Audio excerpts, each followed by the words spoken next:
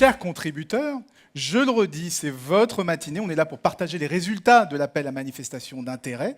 Alors, comment on va faire? Eh bien, on a sélectionné quelques vidéos qui sont très représentatives de ce que vous avez envoyé comme contribution.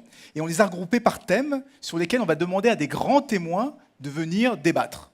Alors, premier thème sur lequel il y a eu énormément de contributions, c'est le métro vu comme un créateur de liens entre les personnes, de liens entre les entreprises, de liens avec le territoire. Donc pour en débattre, merci d'accueillir Stéphane Distinguin, Jacques-François Marchandise et Jean-Baptiste Roger. Venez me rejoindre.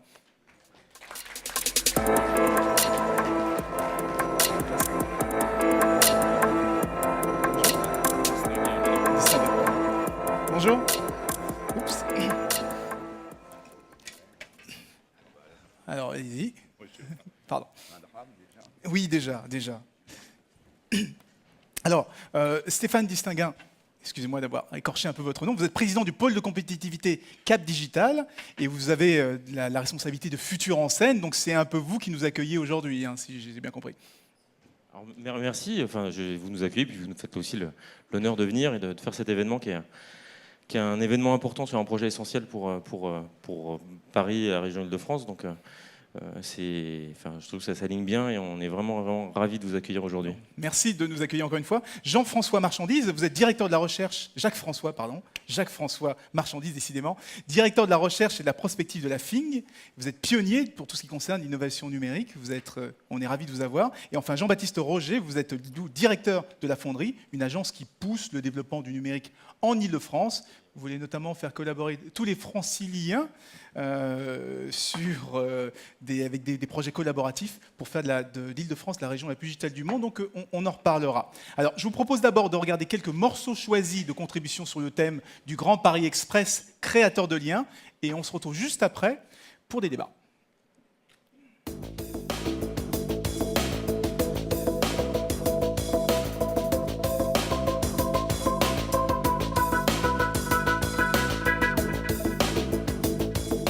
Actuellement, il n'y a pas de continuité de service pour la radio et la télévision dans les transports en commun. Vous vous baladez, vous sortez votre smartphone, etc., votre tablette, ça coupe sans arrêt. Il y a un moyen très simple de changer ça.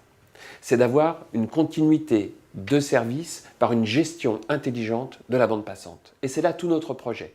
C'est de dire on peut assurer aux individus une vraie continuité d'un point à un autre, avec leur smartphone, avec leur tablette, en sortant du parking, dans les transports en commun, en aérien, en souterrain, ils pourront regarder désormais la radio et la télévision dans la perfection et en continuité. Alors c'est très utile, bien sûr, pour ce service audiovisuel. Maintenant, on peut aussi se servir de cela pour diffuser des messages d'alerte, des messages citoyens. Et donc c'est plus de sécurité et plus de confort pour tous les franciliens. Les villes numériques aujourd'hui sont constituées de plein d'informations, plein de capteurs, plein de sources d'informations et notre vision est d'essayer de connecter tout ça, de les rassembler et de leur donner une richesse. Ce que nous vous proposons aujourd'hui, c'est un système d'aide pour les malvoyants qui leur permettrait de se transporter et d'être aidés dans leur déplacement à l'aide de systèmes qui sont fondés sur les smartphones, sur la localisation précise et sur la cartographie numérique dont on peut disposer de façon extraordinairement dense aujourd'hui. En plus de ça, on met en place des techniques de crowdsourcing qui permettent de récupérer un certain nombre d'informations, par exemple les densités de foule pour éviter d'aller se jeter quand on n'est pas très habile en déplacement là où il y a le plus de monde. On peut intégrer la météo, des informations de type les horaires de train et d'autres systèmes de déplacement, les bus, etc. Dans le domaine des services multimédia, on peut fournir des services personnalisés et interactifs aux voyageurs qui vont donc occuper leur temps de trajet dans les transports de façon utile ou agréable. Et en matière de flux de population, d'analyse des flux de population, on peut utiliser effectivement les données des mobiles ou du crowdsourcing, ce qui permettra de mieux ajuster l'optimisation des transports en commun et permettra notamment aux voyageurs de connaître la composition et la fluidité des rames.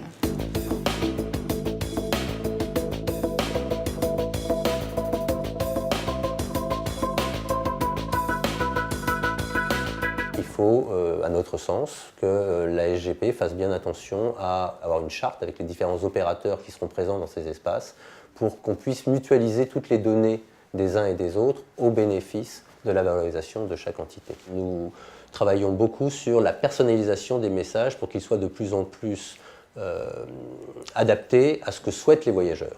Donc de moins en moins intrusifs et qu'ils permettent aux voyageurs de récupérer un vrai message utile. Smart City Plus, c'est une plateforme d'agrégation de services d'hyper-proximité qui se positionne sur le local. Elle sera accessible depuis son smartphone et elle agrège des applications à la fois pour le grand public et à la fois pour les professionnels. On retrouvera 3 grandes familles d'applications. D'un côté, les applications professionnelles pour les grands opérateurs du territoire ou pour la collectivité, des services utiles au quotidien comme sur la multimodalité de transport pour le grand public et enfin une couche d'interaction sociale qui va permettre de favoriser les interactions au niveau local, au niveau de la proximité pour par exemple créer des achats groupés de proximité, du covoiturage de proximité ou du partage de savoir et de connaissances entre les habitants d'un même quartier.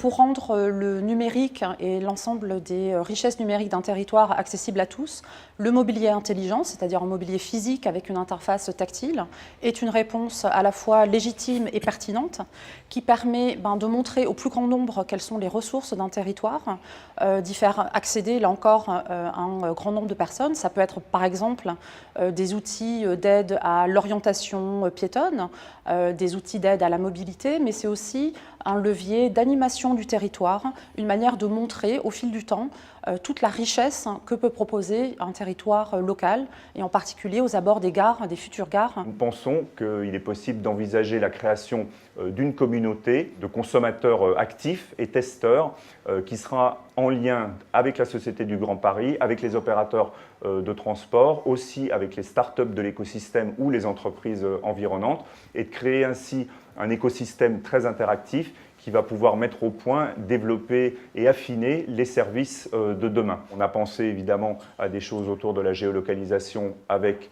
le covoiturage, avec les groupes devant se retrouver pour un rendez-vous, avec l'aide à la localisation pour trouver sa destination finale, etc. Travailler ces aspects de géolocalisation avec les clients eux-mêmes, c'est la meilleure garantie qu'il y aura une acceptabilité de ces choses qui peuvent être vues parfois comme invasives, mais qui rendent également de très nombreux services. Notre projet consiste à recréer le lien citoyen pour humaniser les transports. On s'appuie sur la technologie SmartMS, qui est une technologie de messagerie mobile IP. Cette technologie est au service des agents des collectivités et donc des entreprises de transport pour leur communication entre eux, par exemple dans un train pour communiquer rapidement. Elle est aussi au service des citoyens pour leur communication avec ces agents et avec la collectivité dans le cadre de contributions citoyennes. Par exemple, je note qu'il y a un problème dans une rame et je communique immédiatement aux agents qui peuvent intervenir. Et puis une communication aussi entre les usagers entre eux pour recréer un lien. Par exemple, une jeune femme qui sort tard du bureau et qui doit prendre le métro peut très rapidement communiquer avec les gens qui prennent le métro tous les jours avec elle et leur dire voilà, je vais être dans telle rame, est-ce que vous pouvez venir avec moi? Et comme ça, retrouver un environnement sympathique et évidemment en toute sécurité rentrer chez elle. Alors, dans cette première partie de vidéo, vous avez vu le Grand Paris Express vécu comme un lien avec les voyageurs. Dans une deuxième partie, on verra comment il peut faire le lien avec les entreprises et les professionnels. On a terminé sur un exemple assez sécuritaire. C'était cette jeune femme seule qui est rassurée parce qu'elle peut entrer en contact avec ses amis qui se trouvent peut-être dans d'autres wagons. Stéphane Distinguin, je vais commencer avec vous, d'autant que vous êtes aussi un contributeur à l'appel à manifestation d'intérêt. Du Wi-Fi, de la connectivité partout, c'est bien, ça crée du lien entre les personnes. Mais comment s'assurer que ça ne crée pas aussi de l'isolement, que tout le monde ne se retrouve pas la tête baissée dans son smartphone, enfermé dans sa bulle? Je ne sais pas si vous avez vu tourner cette image sur les réseaux sociaux qui était une réponse en fait à cette idée qu'on se fait où on voit comme ça une image, on la suppose aux États-Unis au début du XXe siècle avec des gens tous plongés dans leur quotidien, dans leur journal à la même époque et que ce qu'on fait aujourd'hui avec un téléphone, un smartphone était exactement ce qu'on faisait avant avec un journal. Donc effectivement, d'ailleurs la presse s'en plaint, les usages ont changé. Mais pas tout à fait la communication qu'on peut avoir dans les rames de métro ou TER. Moi, ce que je trouve fascinant dans ce service et ce qui m'a toujours interpellé en tant qu'entrepreneur, c'est l'enjeu de la frontière. Il y a une espèce de pierre philosophale à trouver du service et de l'expérience utilisateur, justement entre le physique et le numérique. Qu'est-ce qu'on peut faire de plus, qu'est-ce qu'on peut faire de mieux, qu'est-ce que c'est que cette troisième ou quatrième dimension en fait de ce grand Paris qui est numérique par définition. Est-ce qu'il ira de Paris jusqu'au Havre? Quelle sera sa frontière? Je pense qu'un des vrais sujets, c'est comment on peut imaginer la partie physique, la partie numérique. Et évidemment, le numérique ne doit pas être moins de liens, il doit être porteur d'intérêt, d'abord pour l'utilisateur. Moi, je pense que, par rapport à ce que vous dites, je pense que le juge de paix, c'est évidemment l'utilisateur. C'est ça aussi qu'apporte le numérique, cette capacité de s'intéresser à l'utilisateur, de donner le pouvoir à l'utilisateur et de son choix. Est-ce qu'il a envie d'être dans une bulle et de mettre son casque et d'être seul au monde, ou est-ce qu'il a envie effectivement d'échanger avec les autres et de se retrouver dans une rame? Je pense que c'est à lui de décider, et c'est ça que permet aussi le numérique. Alors pour vous, finalement, c'est pas très grave tant que ça répond à un besoin et que l'utilisateur s'approprie ce besoin. Je vais vous demander tous les deux de prendre le micro et n'hésitez pas à intervenir. Hein. Vous également, je reçois tous vos messages, tous vos SMS sur cette tablette. Alors, j'ai cru comprendre qu'il y avait des problèmes de réseau pour certains. On vous a affiché un nouveau réseau Wi-Fi. Si vous avez eu des problèmes pour vous connecter tout à l'heure, réessayez. Normalement, ça devrait mieux fonctionner. Donc, n'hésitez pas. Je prendrai vos questions. Ça ne fonctionne toujours pas. Donc, on prévient la technique. Il y a il y a matière à faire un petit peu mieux sur le réseau pour que vous puissiez participer. Mais vous avez la parole. Grave ou pas grave, excusez-moi, je voudrais simplement dire que c'est pas le problème. C'est que ça sera comme ça. Oui. C'est aussi, je veux dire que l'enjeu du numérique, c'est qu'aussi il nous submerge et qu'il y a des opérateurs et des gens qui proposent des couches de services par-dessus, des startups ou plus grandes entreprises, plus établies, des françaises, des internationales, qui vont de toute façon faire en sorte que ces couches de services vont passer par-dessus en fait, cette infrastructure et ce qu'on propose aujourd'hui. Donc il faudra faire avec ce mouvement-là. Jean-Baptiste Roger, vous à la Fonderie, vous allez, je l'ai dit tout à l'heure, vous voulez faire collaborer les Franciliens pour en faire la région la plus digitale du monde. Alors vous êtes très attentif à ces questions d'isolement ? Oui, alors, je ne sais pas si je vais y répondre à votre question, parce qu'il faut que je sois poli, mais je voudrais juste avant faire une remarque liminaire sur le statut de cette réunion ce matin, le fait qu'on a tous du plaisir à se retrouver là, que vous êtes très nombreux, d'ailleurs vous avez fait tomber le Wi-Fi, ce qui est bon signe. Cette affaire du métro le plus numérique du monde, alors je déteste digital, je vous le dis tout de suite, voilà, le métro le plus numérique du monde, c'est un métro qu'on utilise c'est en fait un élément extrêmement rassurant sur la capacité et le génie français en matière de numérique. Très souvent, on commence tous nos phrases par « on est en retard, ça se passe ailleurs », aux États-Unis, en Corée, au Japon, etc. Et en définitive, pour ceux qui auront l'occasion de jeter un coup d'œil sur le document, donc, qui est la synthèse... Là, ça prend quand même beaucoup d'avance. Hein. C'est franchement un document qui est de niveau mondial. Toutes les questions qui sont des questions du moment sur l'avenir, on parle d'une infrastructure pour 2020-2025, donc c'est un numérique qu'on ne connaît pas du tout encore. Si on se replaçait il y a 10 ans et on disait le numérique de 2014, on n'aurait pas du tout imaginé que c'est celui-ci. Donc il faut imaginer quelque chose qui n'existe pas encore. Mais en tout cas, tous les fondamentaux, toutes les questions importantes sont posées ici. Et donc, sur le statut du document et le travail qui a été fait crowdsourcé par à peu près tout ce qui se fait de grosses pointures, et donc on a tous contribué, donc c'est aussi une manière de rouler des mécaniques, mais beaucoup de gens ici dans la salle ont aussi contribué. Franchement, le document, il est top, et il ouvre des potentialités extraordinaires. Donc Jérôme, ce matin, en m'invitant, m'a demandé d'être enjoué, d'être énergique, d'être volontaire. Donc je vous dis déjà, on peut tous se dire, franchement, déjà, on tient là quelque chose d'extraordinaire. Non, mais volontaire, puis je vais quand même fixer 2 ou 3 limites avant de répondre à votre question. Donc moi, ça fait 15 ans que je fais du numérique dans cette région, 15 ans qu'on essaie avec Stéphane, avec Jean-François et avec plein d'autres dans la salle, d'inventer un numérique performant, pas du tout dépressif, capable de récupérer des innovations dans le monde entier et puis de les franciser, de fabriquer quelque chose et futur en scène, et aussi une vitrine pour ça, et pour ceux qui auront l'occasion, aller visiter les espaces. Alors très concrètement, ça pourrait être la grosse affaire du numérique français, cette histoire d'infrastructure de transport, puisque, comme je le disais, ça pose toutes les questions, et ça pourrait être véritablement une espèce d'effet d'entraînement pour passer à l'échelle de tout ce qu'on essaie de fabriquer un peu tous ensemble dans notre coin, de manière un peu limitée. Et là, on pourrait penser vraiment très grand, vraiment très large, sur toutes les questions, à la fois de mutation du travail, à la fois d'open data, à la fois de circulation, à la fois de nouveaux usages, nouveaux services. Ça pourrait être la grosse affaire de ces 20 prochaines années. Fédérer les différentes énergies. Alors, fédérer, et juste pour finir, pour ne pas être trop long, on a aussi une chance, il y a deux choses que je voudrais juste dire rapidement. Oui, après vous répondrez à ma question. Oui, bien sûr, je répondrai à votre question, encore, pas de souci.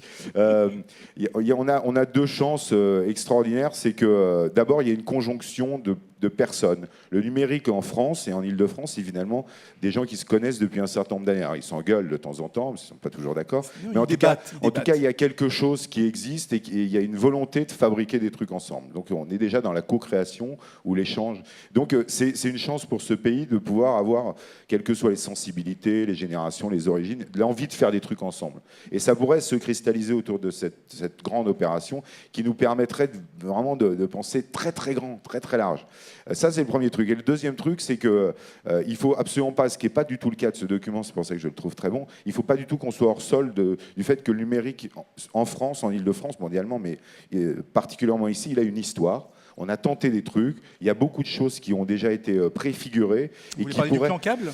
Non, je parle de tout ce qu'on fait les uns et les autres, à la fois sur les infrastructures réseau, sur l'accompagnement de la mutation du travail, sur les efforts considérables qui sont faits par l'institution que je représente sur les espaces de coworking, les Fab Labs, les tiers-lieux. Alors on pense beaucoup que ça se passe ailleurs, mais ça se passe ici et maintenant. En Ile-de-France, on en parle de 100 lieux sur le coworking. Les Fab Labs, il y en a déjà plein. Vous pourrez observer des trucs au CNAM. Donc ça se passe ici et maintenant. Donc là où je voudrais conclure, c'est qu'on a une chance, une vraie chance de faire quelque chose de très très grand, de très très fort, qui cristalliserait tout ce qu'on a pu faire de manière un peu éparse. Il ne faut pas qu'on la loupe. Et pour ça, j'ai 2-3 idées, mais je m'arrête là. Donc très, très, très enthousiaste sur la question et que ça va permettre de dégager des énergies et de faire des choses et d'accélérer certaines choses qui sont faites de façon isolée. Jacques-François Marchandise, la connexion continue, ça veut dire, ça va changer quoi d'avoir les mêmes services en surface que dans les tunnels finalement? Qu'est-ce que ça peut changer pour la vie des gens? En fait, derrière la connexion continue ou derrière cette volonté de mettre en continuité les infrastructures physiques, les infrastructures numériques, l'expérience physique des gens et leur expérience numérique, j'ai l'impression qu'on est à la recherche de, comme vous le disiez, hein, de ne pas aller vers des pistes qui seraient hors sol, entre guillemets. Moi, je ne suis pas complètement convaincu que ça soit la connexion continue permanente de nos cerveaux avec tous les capteurs et dans toutes les voitures qui soit la solution. Je suis même convaincu que si on se projette dans le numérique dans 15 ou 30 ans, puisque comme Didier Benz le disait, c'est en train de se construire pour un siècle, cette aventure, le numérique dans 15 ou 30 ans, vous aurez probablement des propositions qui seront de l'ordre des wagons, des voitures ou des zones déconnectées, et ça sera assez important pour nous parce qu'une partie de notre temps, on a besoin de discuter entre humains, on a besoin de, etc. En revanche, à quoi est-ce qu'on essaie de répondre vraisemblablement les uns et les autres en regardant ce type d'objet? On essaie de répondre aux questions des segmentations, des divisions et des fractures de la société, du territoire. Cette question-là, elle est majeure. C'est-à-dire, comment est-ce qu'on arrive à ce que ces nouveaux moyens techniques, je parle aussi bien d'infrastructures de transport que de moyens numériques, arrivent à nous rassembler au lieu de nous pousser à vivre ensemble séparément. La question clé, tous ceux qui ont travaillé, les anthropologues qui ont travaillé par exemple comme Marc Auger sur ce que c'est que les non-lieux, racontent que les non-lieux, c'est des lieux où on passe sans se voir, où il n'y a pas de sociabilité, etc. Ce que va raconter le numérique qui nous intéresse, c'est un numérique qui relie, qui permet l'échange, qui permet la contribution et qui permet l'appropriation. Donc dans une expérience de la connexion continue, je demande à ce que le numérique me permette, de me relier aux autres, à l'altérité, me permettre de relier à l'endroit où je suis, et non pas on n'est pas dans les voitures volantes, on n'est pas dans ce genre de choses. Ça fait rêver les voitures volantes, mais en même temps, on est quand même dans des activités quotidiennes, on est quand même dans des transferts. Derrière ça, moi, je suis très frappé de l'insistance, Jérôme Coutan le disait tout à l'heure, en disant on a un miroir voyage et voyageur et territoire. Autrement dit, on n'est pas du tout dans une aventure techno-push. On est dans une aventure dans laquelle les usages de demain, qu'est-ce que c'est? Le développement des territoires demain, qu'est-ce que c'est? C'est pas tellement le développement des technologies, c'est comment est-ce que ça se passe la vie des étudiants, comment ça passe la petite enfance, comment ça se transforme les relations à la santé, comment est-ce que ça se transforme les relations au travail, et comment est-ce que dans toutes ces aventures-là, nos vies quotidiennes se passent mieux et notre vivre ensemble se passe mieux. Pour moi, l'enjeu de la connexion continue, c'est pas toujours plus de capteurs et des milliers de services en plus, c'est en revanche une vie et un développement territorial plus judicieux. Et on ne veut pas du plus numérique, on veut du mieux numérique. Stéphane Distinguin, dans la vidéo, on parle de développer des services de demain, on parle de géolocalisation, on parle de covoiturage, d'aide une fois qu'on est arrivé à destination. Ce bouillonnement d'idées, ce type de service, qu'est-ce qui vous inspire, vous qui êtes un peu un futur en scène, vous êtes aussi un peu là pour montrer des services de demain. Qu'est-ce que ça vous inspire, ce bouillonnement d'idées? Il m'inspire, c'est compliqué parce qu'on est assez d'accord. Donc, et on va finir par dire, j'espère pas tout à fait les mêmes choses, mais enfin bon, et puis comme vous n'avez pas la possibilité de nous donner des retours par Twitter, faites des grands signes. Il y en a quelques-uns. Alors, moi alors je suis président d'un pôle de compétitivité. Je salue d'ailleurs mon homologue dans la salle qui est président du pôle de compétitivité justement de la ville intelligente, Jean-Louis Marchand. Bonjour, Advancity, donc qui est partenaire de Futur en Scène. Donc on est quelques pôles de compétitivité à s'intéresser à ces sujets. Et à l'intérieur d'un pôle de compétitivité, moi je suis entrepreneur, je suis représentant d'une PME. Depuis le départ et depuis la création de mon entreprise, moi je me suis intéressé en fait au sujet du transport et en particulier des transports publics parce que je pense que c'est un domaine de vrai leadership français, parisien, francilien, c'est-à-dire que clair, c'est-à-dire que RATP, SNCF, tout ce qui est service à la ville, on l'a vu, hein, je ne veux pas commencer à parler d'autres sujets suivants, mais on a un nombre d'opérateurs en fait, de services urbains, leaders mondiaux, qui fait que ici, ce qui s'invente ici, a une chance mondiale, comme dans peu de services. Google, parfois... par gentillesse, j'espère que ce n'est pas de la condescendance, dit qu'on est la Silicon Valley de la culture, c'est ce que disait le directeur général de Google. Moi, je pense que si on est la Silicon Valley de quelque chose, on est celle en fait des services urbains. Si, par exemple, si vous imaginez, ça me fait de la peine pour nos collègues, nos homologues de Lyon, Vélib, comme vous le savez peut-être, a été inventé à Lyon, c'était Vélov, au moins un an avant son arrivée à Paris. Pour le monde a retenu que c'était une invention parisienne, francilienne. Puis Autolib. Pourquoi est-ce que, en fait, pour continuer à parler un petit peu de JC Deco, le marché parisien est aussi important? C'est parce qu'aussi il y a un effet de vitrine et que Paris, depuis les expositions universelles, a cette capacité à inventer, présenter, scénographier des services qui permettent de réussir ailleurs. Voilà. Donc, je parle des grands, ils sont importants parce qu'ils sont soit une colonne vertébrale, soit des lanceurs pour d'autres, soit aussi un modèle. Et j'insiste sur quelque chose, et je suis désolé pour le modèle Airbus ou le modèle des consortiums, c'est qu'aussi ce qu'on voit aujourd'hui, c'est qu'il y a besoin d'un renouveau entrepreneurial et que les initiatives, si on regarde Vélib, si on regarde Autolib, ce sont des entrepreneurs qui ont gagné plus que des consortiums de grandes entreprises. Donc il faut de l'agilité, c'est ce que... Il faut de l'agilité, il faut de la capacité aussi à décider vite. Et que ce soit Bolloré ou JC Deco, c'est vrai que c'était sans doute plus facile pour eux de réagir et de prendre la bonne décision au bon moment. Et donc je pense que ça tire en fait un modèle qui est justement celui de la start-up de la PME, et que je rêve que bientôt il y ait un Blablacar, quand même, leader mondial de son domaine, dans le covoiturage, puis beaucoup d'autres. Et c'est ce qui est en train de se passer, à mon sens, aujourd'hui. Alors, Et c'est pour ça aussi qu'on attend le Cité du Grand Paris pied ferme. Sur ce thème, il y a une question qui est arrivée, c'est comment concilier la lourdeur de construction de l'ouvrage ferroviaire avec la réactivité nécessaire aux services innovants? Comment on arrive à concilier ça? Alors, c'est merveilleux. Tout le monde peut répondre. Hein. J'ai le micro, je le garde 2 secondes. Parce que moi, je vous ai dit tout à l'heure qu'il y avait un aspect pierre philosophale, c'est-à-dire qu'on pouvait, entre le physique et le numérique. Moi, ce que je trouve de fabuleux dans un projet comme celui-ci, qui nous permet, pour nous, je partage tout l'enthousiasme de Jean-Baptiste, c'est pouvoir se projeter comme ça, imaginer l'infrastructure rêvée, c'est rarissime. On est toujours mené à la seconde. C'est-à-dire qu'on dit qu'est-ce qu'on fait demain. Il y a un peu aussi une lecture des usages. C'est quoi la clé? C'est de la méthode? Alors, je vous dis, quand on est sur des infrastructures et qu'on se projette à 10, 15, 20 ans, ce que le numérique a d'extraordinaire, c'est qu'il ramène l'échelle de la seconde. N'importe quel, je réintroduis une notion d'usager qui a été perdue dans les transports et qui est revenue avec Internet de façon bizarre, puisqu'on parle d'utilisateur, de user énormément, soit dit en passant. C'est-à-dire que l'utilisateur, l'usager des transports, lui, perçoit en fait sa perception des transports, elle est de l'ordre de la seconde ou de la minute. Vous savez que quand on affiche les temps de passage, par exemple, la perception du temps d'attente est 2 fois inférieure à ce qu'elle est sans l'affichage de ces temps de passage. Donc le domaine de l'information, ce rapport au temps est celui du numérique.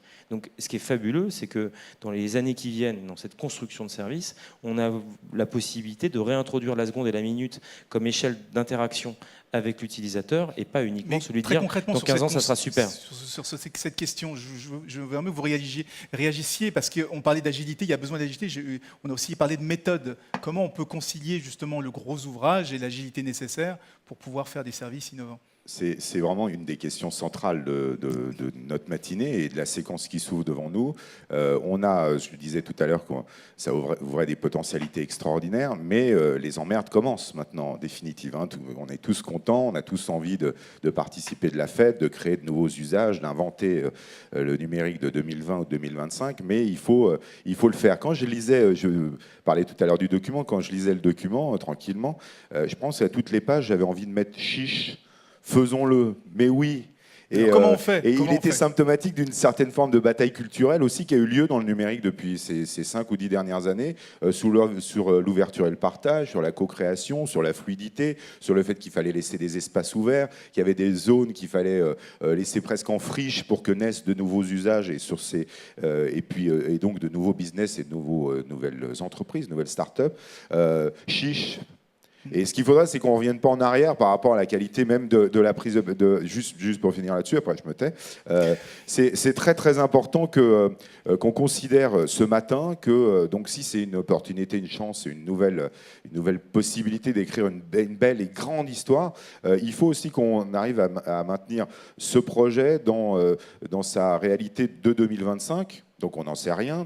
Si vous me demandez ce sera quoi les usages de 2025, j'en sais rien du tout. Et puis je pense que aucun d'entre nous. Mais vous ne pouvez pas me dire comment on fait. Non, ce que je veux vous dire, c'est qu'il faut qu'on laisse vraiment, faut qu'on considère que ce soit une sorte de laboratoire pour pouvoir à chacun porteur de projets, de business, d'envie, d'essayer des choses, que ce soit une vraie. On parle de living lab souvent. Vous savez, ces espaces où on teste des choses. Et on pourrait faire un living lab à la taille de l'infrastructure de transport et qui concernerait des millions de gens. Et donc, ce qu'il faut, juste pour finir là-dessus, il faut des fondamentaux, il faut évidemment du très haut débit, il faut de la fibre, il faut surtout laisser en friche des espaces. Alors, je sais que c'est toujours compliqué de laisser des zones en friche, mais on ne sait pas ce qu'on va inventer en 2025. Donc, il faut ne pas empêcher que ça puisse servir de rampe de lancement de nouveaux usages assez incroyables. Jacques-François Marchandise, comment réconcilie Airbus et Decaux, enfin pas Decaux, mais peut-être Bolloré, le gros mastodonte, et le petit entrepreneur? Notre contribution. Non, peut-être pas Bolloré, allez, on va dire Blablacar. Allez. Notre contribution à l'AMI propose une façon de voir les choses en disant surtout prévoyons les infrastructures les plus agnostiques possibles, c'est-à-dire prévoyons les infrastructures les plus ouvertes possibles qui vont, comme vient de le dire Jean-Baptiste, laisser du vide, laisser de la place, laisser de la friche. Si on prévoit tout, c'est mal parti pour l'avenir. Si on prévoit tout, dans 10 ans, ce qu'on aura prévu sera obsolète. Ça veut dire très concrètement, ça veut dire pour la fibre, par exemple, non, il faudra laisser des... En fait, je vous raconte ça sur un exemple tout simple. Nous savons qu'aujourd'hui, il y a une transformation très lourde des usages dans les transports et des modes de transport. Tu l'illustres avec l'exemple de Blablacar. Comment est-ce qu'on fait aujourd'hui quand il s'agit de faire à la fois des lignes qui répondent au mode de transport pendulaire et puis à la fois à des pratiques complètement atomisées, imprévisibles, covoiturage à la volée, etc. Ça va se passer pendant des années, cette histoire-là. On a une infrastructure qui tient depuis un bon moment maintenant, qui s'appelle Internet. Le secret de la forme d'Internet, des standards IP et puis des standards du web, c'est qu'elles ont prévu qu'il y aurait de l'imprévu. Oui. Autrement dit, la clé, c'est première chose de prévoir qu'il y aura de l'imprévu, de ne pas essayer de tout verrouiller, de ne pas venir dans des logiques d'oligopole qui referment, donc de laisser la place à des écosystèmes d'innovation et de laisser la place à de l'innovation ascendante par les usagers. Si on ne fait pas ça, on va se retrouver avec les investissements de demain qui vont être les anciens investissements d'après-demain. Vous savez, il y a une chose très intéressante qui devrait nous éclairer sur le smart. Quand ceux d'entre vous qui s'intéressent peut-être à la domotique savent qu'il y a une nouveauté dans le champ de la maison, c'est qu'une maison domotique d'il y a 10 ans est une maison qui se déprécie. Alors qu'en principe, c'est pas comme ça que ça se passait, parce qu'elle a la technologie d'il y a 10 ans. Comment est-ce qu'on fait pour créer des conditions, des contextes, un environnement d'innovation constamment ouvert et qui va être adapté à un monde profondément changeant? Parce que projetons-nous dans le monde de demain, sérieusement, les lieux de travail vont être complètement différents, les lieux d'éducation vont être complètement différents, les lieux de service public aussi. Donc le plus dur du dur, le foncier aujourd'hui, la problématique qui est abordée ici au travers des tiers-lieux, moi je pense qu'il faut l'aborder au travers des lieux tout court du territoire. Tous nos lieux, lieux de culture, lieux de commerce, lieux de travail, lieux d'éducation, vont être totalement, ou ont déjà commencé à être totalement bouleversés par le numérique. Les tiers-lieux, c'est l'écume ou c'est ce qui nous permet de prototyper des choses. Mais à l'arrivée, les lieux eux-mêmes vont devoir être programmables, vont devoir s'adapter aussi à un monde dans lequel le carburant ne sera pas du tout au même prix, et les revenus des usagers, sauf miracle absolu, n'auront pas absolument cru. Donc, il va falloir être infiniment plus prévoir l'imprévu, l'imprévisible. Il y a une autre question qui vient, c'est qui doit créer les applications créatrices de liens sociaux? Y a-t-il de la place pour l'initiative privée ou est-ce du ressort du service public? C'est une question qui est vraiment très difficile et qui s'est réglée historiquement par l'apparition de nouveaux services, qui ont marché ou pas marché. Ceux qui vont choisir, c'est d'abord les utilisateurs, et c'est heureusement.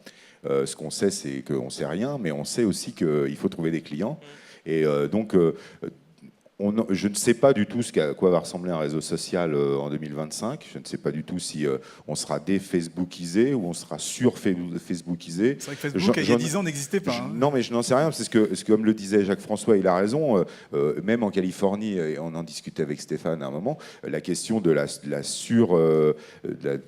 surexposition au numérique et aux nouvelles techno pose des problèmes même aux créateurs de start-up, en disant peut-être qu'on va trop loin, peut-être qu'on est dans une science-fiction qui est finalement où on a perdu un peu le sens commun. Et ce qu'on est en train d'inventer en rigolant entre nous sur des coins de nappe, et y compris avec des monceaux de millions de dollars, c'est sans doute des trucs qui mériteraient qu'il y ait une réflexion. Alors, la chance qu'on a, c'est qu'en France ou en Europe en général, alors toujours un peu plus lent, un peu plus long, mais on intègre quand même un peu de hauteur de vue où on essaye de discuter avant de se lancer. Et donc ça nous fait prendre soit du retard, soit ça nous protège d'un certain nombre d'errements. Mais pour répondre clairement à votre question, je ne sais pas du tout si on sera sur ou des.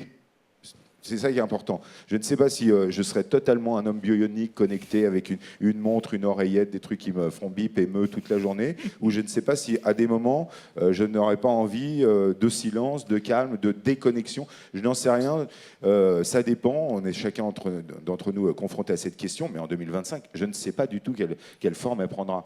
Donc on n'en sait rien, mais pour rassurer votre tweetos ou tweetas, c'est d'abord à nous tous d'inventer de proposer des choses et aux usagers de sélectionner. Voilà.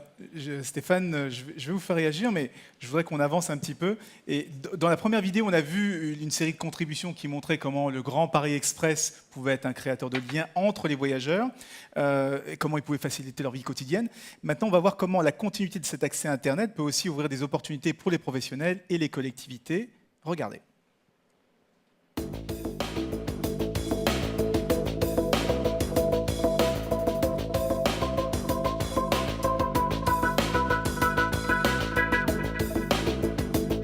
Notre axe de réflexion a été de pouvoir bénéficier de la boucle optique, c'est-à-dire du magnifique réseau déployé par la Société du Grand Paris, et d'y apporter une infrastructure pour le développement numérique en Île-de-France. Notre réflexion a été d'apporter une réponse quant à la consommation prévue par la Société du Grand Paris, c'est-à-dire 2 fois 1000 MW uniquement pour les data centers. Notre solution au travers de Coreus Data Center, c'est d'apporter un îlot énergétique au travers de la trigénération et donc de permettre de non seulement soulager les collectivités locales, mais en plus de leur apporter une énergie fournie par nous, électricité et chaleur. Dans l'AMI, on décrit une gare du passé qui devient une gare de demain au sein d'un quartier mixte et avec de l'interconnexion numérique. Ce que j'imagine dans un quartier mixte autour d'une gare, c'est déjà toutes les entreprises vont bénéficier de la bonne connexion Internet, des services numériques, mais au-delà de ça, dans les tiers-lieux, dans les coworking, dans les télécentres qu'on va créer, les indépendants, les étudiants, tout un chacun pourra venir travailler et participer au développement économique local. On peut même imaginer des Fab Labs où les gens viennent fabriquer des choses et puis ensuite deviennent entrepreneurs. La démarche numérique du Grand Paris Express, c'est une occasion extrêmement importante et un enjeu majeur pour les industries techniques du cinéma et de l'audiovisuel. Il s'agit d'entreprises génératrices d'emplois où les savoir-faire français excellent. Je pense aux laboratoires, aux sociétés de post-production, aux studios d'animation, aux sociétés d'effets visuels, à tout ce qui est prestataire du jeu vidéo, des nouveaux médias. Ces entreprises, en fait, une grande partie d'entre elles, pour ce secteur, sont géographiquement situées au sein de la Petite Couronne, là où le Grand Paris Express a un rôle majeur à jouer. Toutes ces entreprises du cinéma et de l'audiovisuel sont confrontées à des besoins croissants liés à la taille des données numériques et à la hausse de la qualité d'image, et donc des besoins de stockage, de conservation et de gestion quotidienne de ces données numériques. Et pour cela, il y a un vrai enjeu majeur de déploiement de la fibre optique et de mise en place de data centers. Une autre dimension importante du projet nous tient beaucoup à cœur, c'est celui du développement d'espaces d'innovation à proximité ou au sein des gares. Cet aspect-là du projet peut permettre de développer des synergies, des mutualisations, des partenariats entre des entreprises et des PME innovantes à très forte valeur technologique que sont les industries françaises du cinéma, de l'audiovisuel, du jeu vidéo. Pour nous, les gares du Grand Paris doivent devenir à la fois un cœur et un cerveau du quartier qui les héberge. Pour les entreprises locales, en termes de développement économique, il y a le data center que peut héberger la gare qui va permettre de recevoir les données et les applications des entreprises du quartier ou de l'agglomération, mais également les données éventuellement des services municipaux. La gare devient le cerveau de son quartier. Elle dispose d'un outil de pilotage à la fois des mobilités multimodales sur le quartier, mais également du pilotage de la performance énergétique de la gare elle-même et du quartier qui l'environne.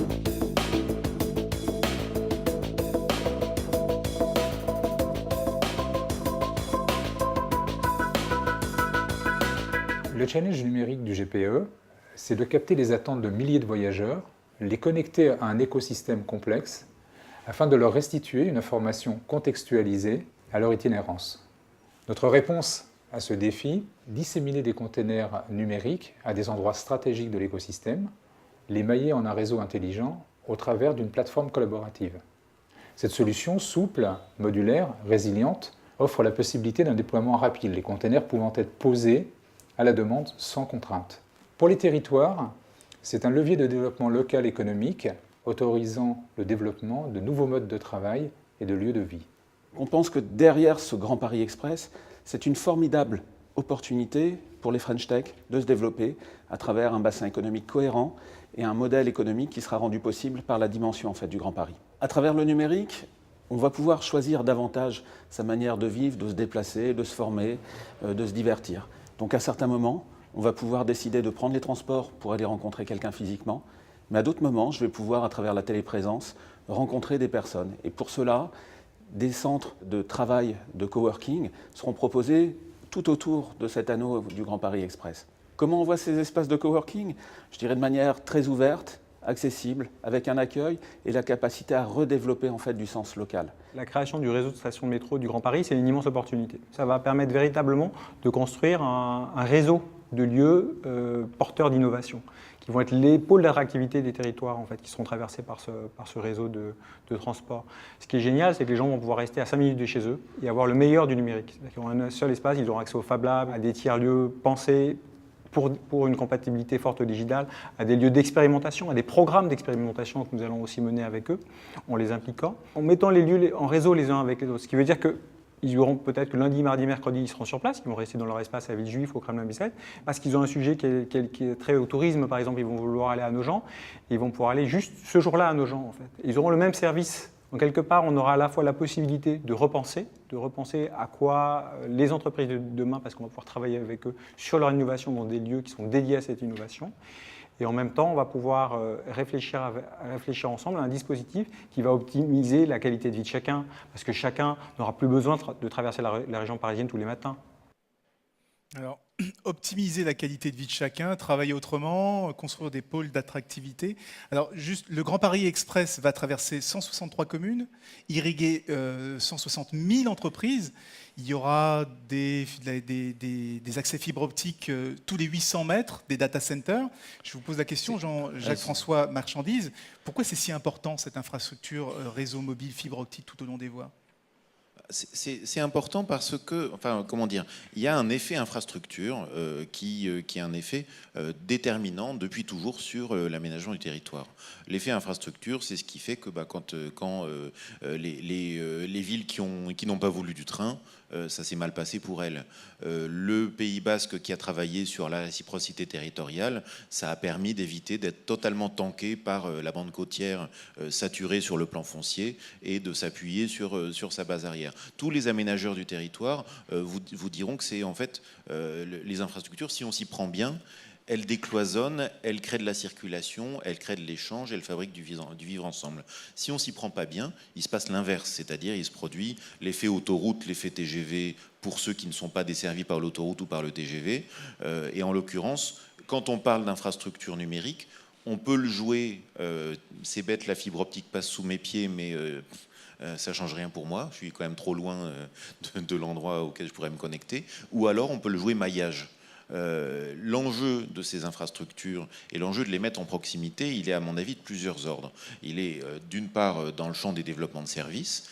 On ne peut pas durablement aller vers une recentralisation, ce que certains appellent Minitel 2.0, des infrastructures de données vers des très grands acteurs américains. On a besoin de gagner en autonomie. On a aussi besoin de renforcer la résilience territoriale, de ne pas être tout le temps constamment dépendant du lointain. Les services vont grossir. Une partie de ce que proposent nos techniques de réseau, c'est du réseau local. Et une partie de ce dont on a besoin, c'est effectivement de mettre la donnée au plus près de l'endroit où les services se développent. Donc voilà, c'est pour moi des points clés qui nécessitent aussi une part de maîtrise des acteurs en charge de l'intérêt général, de l'acteur public, des acteurs de la société civile, de la gouvernance. On ne peut pas totalement laisser s'évaporer dans un cloud qui nous serait parfaitement étranger, qui ne serait pas dans nos règles, qui ne serait pas dans nos règles de la société, tout simplement, l'accueil des services et les données des usagers. Donc il y a la souveraineté numérique du territoire en quelque sorte. Jean-Baptiste Roger, en Ile-de-France, la question de la fracture numérique, j'imagine qu'elle vous tient à cœur. En quoi le Grand Paris Express peut-il se mettre au service des territoires et de faire des pôles d'attractivité, les universités, les hôpitaux, les services publics? En quoi le Grand Paris Express peut aider? Alors, il subsiste en Ile-de-France une fracture numérique due au problème de débit. Moins que dans le reste de la France, puisque la région est plus petite, puis il y a une densité d'opérateurs très forte. Mais ça existe, il y a des communes, et en Ile-de-France, il n'y a plus de communes en zone blanche ou grise, mais vous avez des communes, suivant les quartiers, où vous avez un rapport de débit de 1 à 10, et donc vous avez des usages quadruple play, comme on dit, d'un côté, et puis finalement la TNT traditionnelle de l'autre, parce qu'on ne peut pas avoir la télé, même pas HD, même pas 4K, 4K, hein, mais de la télé tradie, quoi. Ça existe encore, mais c'est Et ça peut compter, ça, pour le choix ça compte, et ça compte évidemment, et Jacques-François a raison, il y a des effets infrastructures, et puis s'agissant de notre sujet, c'est quand même la connexion, c'est quand même le point de départ. Ici, on peut mettre tous les usages du monde qu'on veut. Si vous n'avez pas de Wi-Fi, vous ne pouvez pas nous parler. Donc même s'il y a X plateformes, s'il n'y a pas de débit, ça ne marche pas. Donc c'est valable aussi pour tous les autres sujets. Donc ça aura évidemment un effet de capillarité très important, puisque trou neuf dit de la place pour passer des gros tuyaux, et donc en occupant une grande partie du territoire, on peut imaginer que ce soit le point de départ d'une amélioration de la qualité de service pour beaucoup de gens.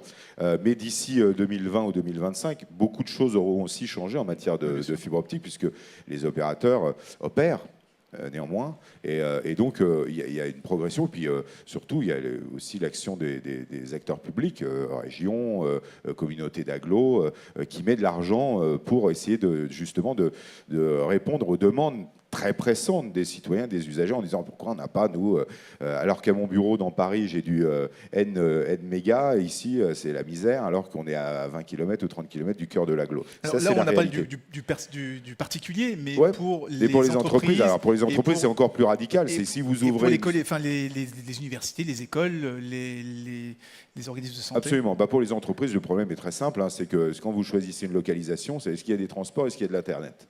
Bon, si il y a un non à une de ces deux questions, il faut choisir un autre endroit. Donc ça a été une sorte de darwinisme économique, puisque toutes les communes ou les zones qui étaient hors très haut débit ou alors qui étaient compliquées à connecter, c'est des endroits en déshérence. Et tout le monde s'est un peu localisé. Pourquoi Silicon Sentier au départ ? Parce que c'est marrant, elle est marrante cette histoire. Pourquoi Silicon Sentier au départ ? D'abord parce qu'il y avait un peu de foncier disponible, et surtout il y avait des infrastructures réseau considérablement performantes, et donc les entrepreneurs de la nouvelle économie de l'époque avaient besoin de débit, et puis avaient besoin de s'installer dans des endroits, et donc ça s'est installé dans le Sentier, ce qui est sans doute pas le quartier le plus simple pour avoir une activité économique. Les rues sont petites, et c'est embouteillé, etc. Mais ça s'est focalisé là à cause de questions d'infrastructure. Et juste pour répondre à une dernière question, après je me tais, sur le travail, tout ce qui est dit là est très intéressant, mais il faut quand même mettre ce matin, si je peux se permettre, nos fiches à jour. Le télétravail, les espaces de travail collaboratif, les Fab Labs, c'est une réalité en Île-de-France. Nous ne sommes pas en retard par rapport à d'autres pays. C'est une histoire qu'on connaît bien avec Stéphane, puisqu'on était tous les deux, on a eu la chance d'être tous les deux au moment où s'est inventé le coworking, dans l'endroit où ça s'est inventé, à ce moment-là, et on a essayé de le rapatrier en France dès qu'on a pu, et de le mettre en place à la cantine dès que ça a été possible. On a été finalement assez vite quand on y réfléchit. Et aujourd'hui, il y a beaucoup de télécentres, il y a une centaine de lieux de travail collaboratif. Cette année, je vois quelques porteurs de projets qui sont dans la peinture, les travaux. En 2014 et en 2015 vont ouvrir encore une trentaine de lieux supplémentaires. On est déjà dans un maillage territorial qui est vraiment dense. Donc ça marche, mais là encore, juste ma dernière pirouette, je ne sais pas du tout ce que sera le travail collaboratif en 2025, mais en tout cas, pour l'instant, on occupe un peu de territoire, et les gares ou les infrastructures nouvelles permettront aussi de développer de nouveaux lieux. Alors justement, Stéphane Distinguin, je voulais vous faire réagir là-dessus. Comment... Vous me permettez d'abord de réagir sur la vidéo ? Allez-y. Et moi, je vais vous dire deux choses. Et après, je pourrais poser d'abord, une question. Franchement, on a l'impression que la ville du futur, c'est quand même une histoire de mecs. Hein, franchement, là, ici, dans la salle, de vidéo, franchement, ça a l'air d'être une histoire de mec. Est-ce que c'est vraiment Est-ce que c'est vraiment la ville du futur ? Je vous le demande. Premièrement. Deuxièmement, c'était un peu démago, mais franchement, voilà. Premièrement, et deuxième chose, je vais vous dire que si je prenais la vidéo de tout à l'heure et que je la présentais à ma maman, elle aurait compris Nogent et Villejuif. Et ce qui dit quand même que le territoire, il a un truc important, mais...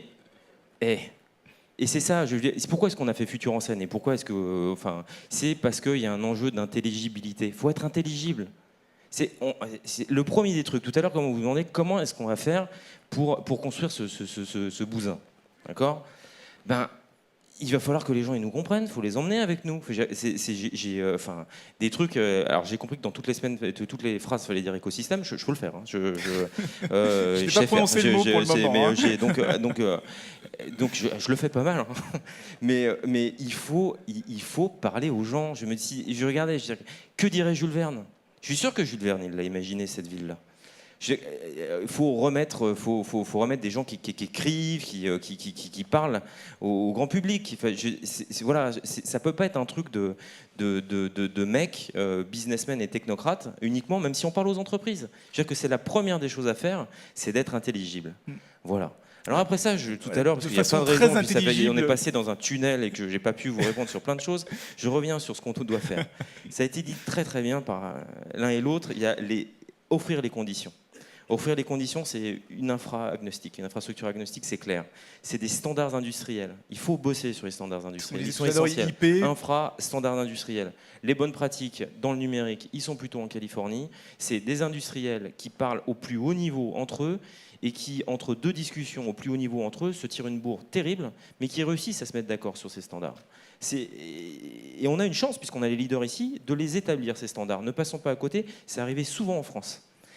Et l'émergence, on l'a dit, le frottement, la sérendipité, j'en ai fait un petit mot comme ça. Oui, vous avez dit qu'il fallait être intelligible. La fortuité, dirais-je, qui doit permettre justement, dans les tiers-lieux, dans des festivals, d'être au contact et de faire émerger. Maintenant, ce qu'on doit faire ici dans cette salle, et ce qui est pour moi l'enjeu pour que ça marche, c'est garder le bon niveau d'implication. C'est ça, je le vois en tant que président de pôle de compétitivité. C'est-à-dire qu'on a besoin aujourd'hui que dans les organisations impliquées, les personnes qui s'impliquent soient les directeurs généraux, quand tout à l'heure vous demandez qui va décider, qui va faire les bonnes applications, est-ce que c'est le public, est-ce que c'est le privé, est-ce que c'est les grands, est-ce que c'est les gros. Je sais simplement que c'est stratégique. Donc il faut que ce soit géré comme des projets stratégiques. Ça ne peut pas être des sujets périphériques. C'est pas uniquement, et Dieu sait s'ils sont utiles et précieux, mais c'est pas des enjeux uniquement d'affaires institutionnelles. C'est pas le rapport avec les collectivités locales. C'est stratégique. C'est la direction générale de s'impliquer. Et comme ça, j'aurais fini après. Je pense que les pôles de compétitivité, il y en a plusieurs en Ile-de-France. Je pense qu'ils sont plutôt reconnus comme étant de bon niveau en France. Ils sont là pour ça. Ils sont, à mon sens, au bon niveau d'abstraction pour qu'on marche et qu'on fasse passer les grands, les petits, les privés, les publics, les académiques, les plus business, et qu'on maille plutôt bien un territoire qui est le vôtre, qui est celui du Grand Paris. Donc on est là pour ça. Alors, Jacques-François, vous vouliez réagir sur cette question, dégager des énergies, être enthousiaste, faire ? Oui, et ça fait écho au tweet de tout à l'heure qui est au fond qui va développer les applications. Il ne faut surtout pas en décider. Autrement dit, une partie de l'expérience qu'on a par exemple à la FINC depuis, ça va faire pas mal d'années, peut-être une dizaine qu'on s'est impliqué sur ce qui est devenu par la suite l'open data. Ce qu'on a vu dans les concours open data qui sont arrivés, c'est que les projets les plus intéressants qui sont arrivés, c'était des gens qui n'étaient même pas encore en entreprise. Et qui parfois n'avaient pas encore leur diplôme s'ils en passaient un, etc.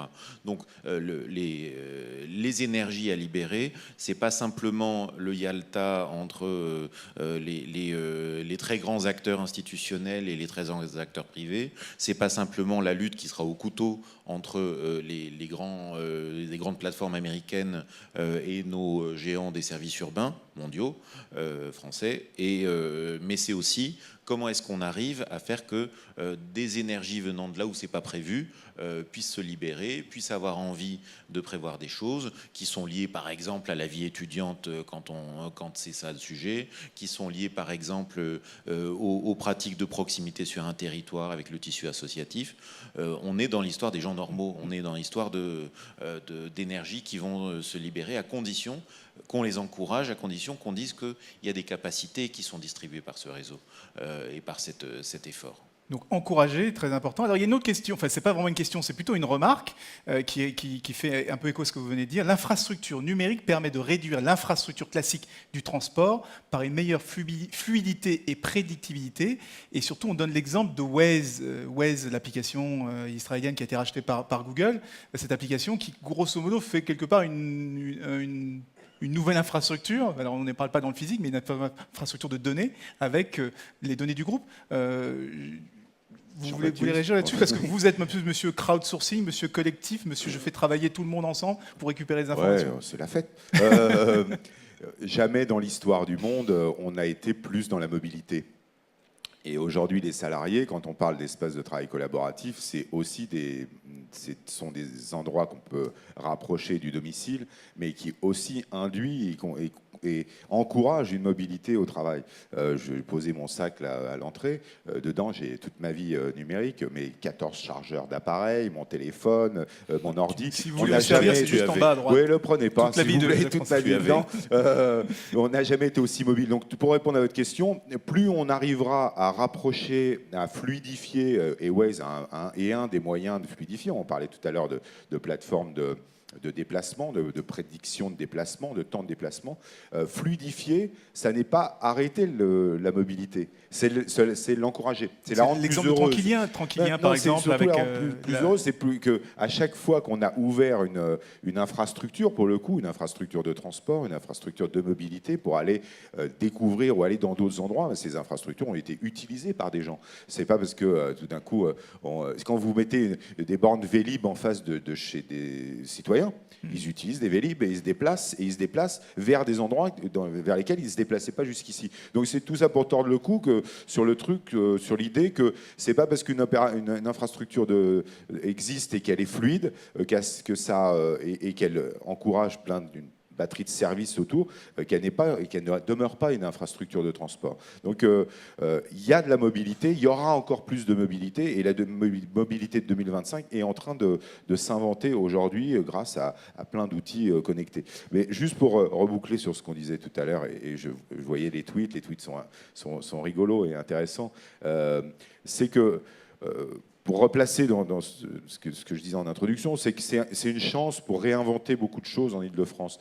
L'Île-de-France, c'est une région qui est très compliquée, parce qu'avec une densité centrale très forte, des espaces qui sont petits, une histoire qui est hyper heureuse, intéressante, parce qu'on vit dans des murs, dans des endroits qui sont chargés, mais qui rendent les problèmes d'infrastructure très compliqués. Et donc, c'est aussi un moyen d'inventer, de faire du neuf. La métropole intelligente, c'est... Ouais, mais métropole intelligente, smart grid, tout ce qu'on s'est dit, tout ce qui est là-dedans, c'est possible de le faire. Mais ce qui est intéressant, c'est comme je disais, qu'on ne savait pas ce qui allait se passer. Ce que disaient Stéphane et Jacques-François sont très, très importants, très intéressants. Il faut fixer des standards, garantir qu'il y ait de l'open, qu'il y ait de la circulation. Donc fixer une sorte de règles heureuses pour qu'ensuite tous les services auxquels on n'a pas encore pensé, qui s'inventeront autour de Grand Paris Express, puissent avoir dans leur ADN des choses neuves, des choses modernes, c'est-à-dire ouverture et partage, collaboration, co-création. C'est très important parce que ça baigne l'intégralité de ce document. Quand je disais tout à l'heure, chiche, faisons-le, c'est qu'aujourd'hui, on n'en est pas là du tout. Là, si c'était comme ça notre quotidien, ce serait formidable. La question de l'open data, c'est un combat encore. On parlait tout à l'heure, on disait... c'est formidable, on permet à ici les Moulineaux de dire aux usagers il va pleuvoir, votre bus passe dans 5 minutes et tout, mais pour avoir ces informations dans notre bureau, on a été obligé d'hacker des datas.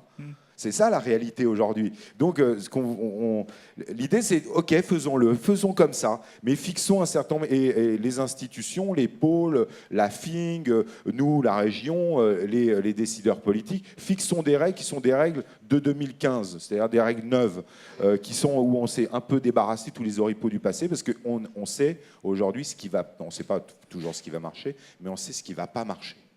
Et donc, ne retombons pas dans où on dit ensemble « Ah, ça va être génial, ça va être co-co », et en fait, c'est co de rien du tout. Voilà. Donc, faisons du vrai co. Juste, je vais vous donner le mot de la fin, Stéphane Distinguin.